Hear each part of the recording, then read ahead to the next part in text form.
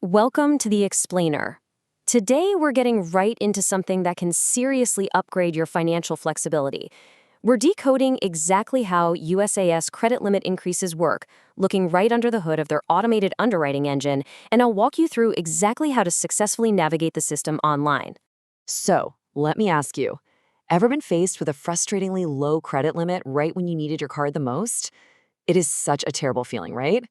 Maybe an emergency expense popped up out of nowhere, or you were just trying to book a family vacation, and boom, you hit that invisible ceiling.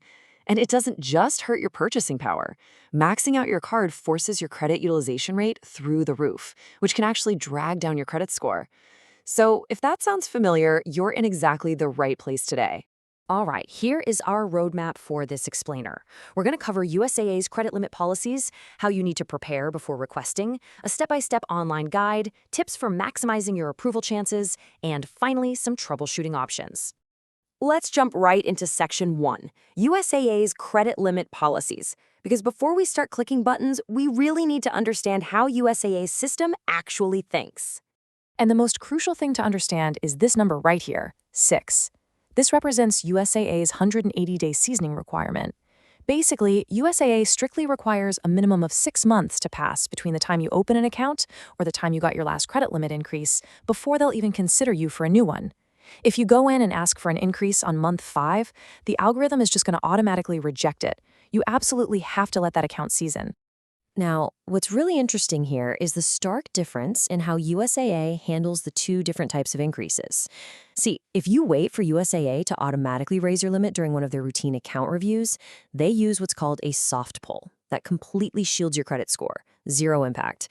But if you decide to be proactive and manually request an increase yourself, USAA's system initiates a hard pull on your credit report, and that will likely cause a small temporary dip in your credit score, usually just around 5 points or so.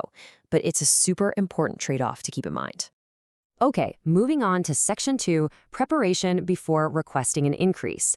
Think of this phase as your insider's playbook for getting your profile perfectly aligned with USAA's risk algorithms.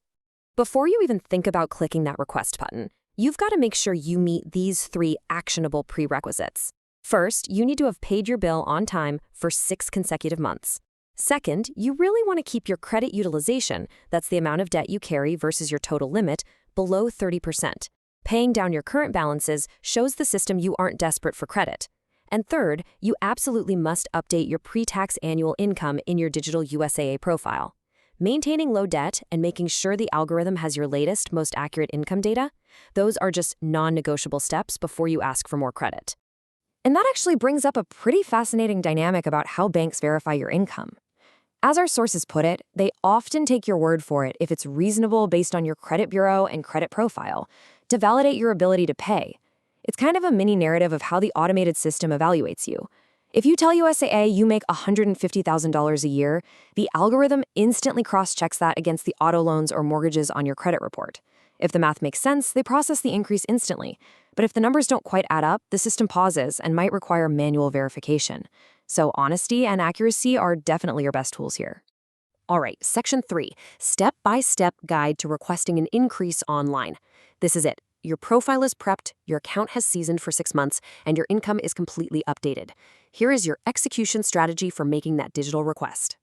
And this really brilliantly illustrates just how fast and efficient this digital workflow is.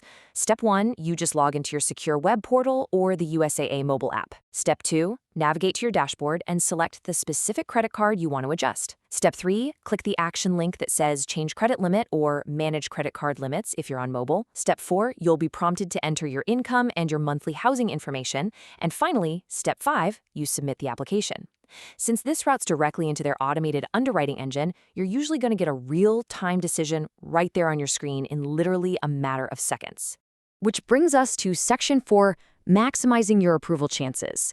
You know the steps, but let's talk about the specific internal rules that can actually make or break that automated approval, because it takes more than just a decent credit score.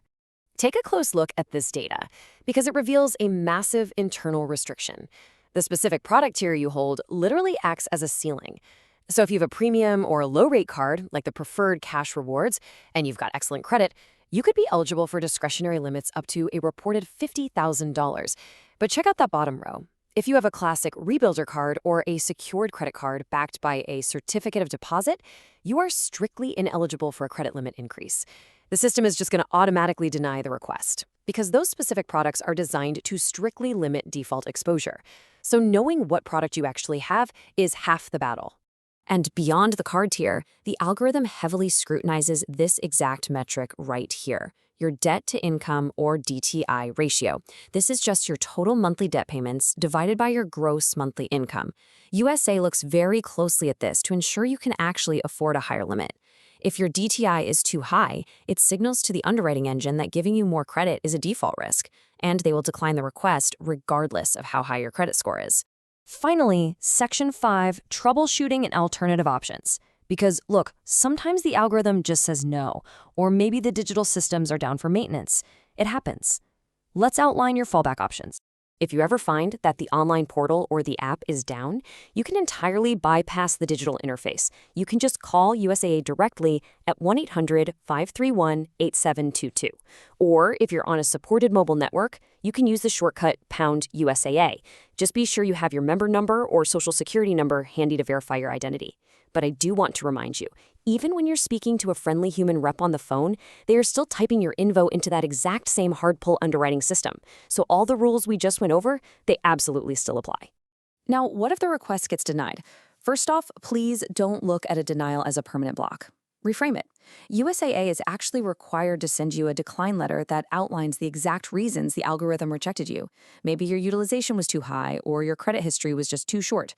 That letter is basically a personalized step-by-step roadmap from USAA. Use it to incrementally improve your financial standing. Wait another 6 months to hit that seasoning requirement and try again. Or, depending on what your profile supports, you could even look into alternative options, like just applying for a brand new line of credit with USAA.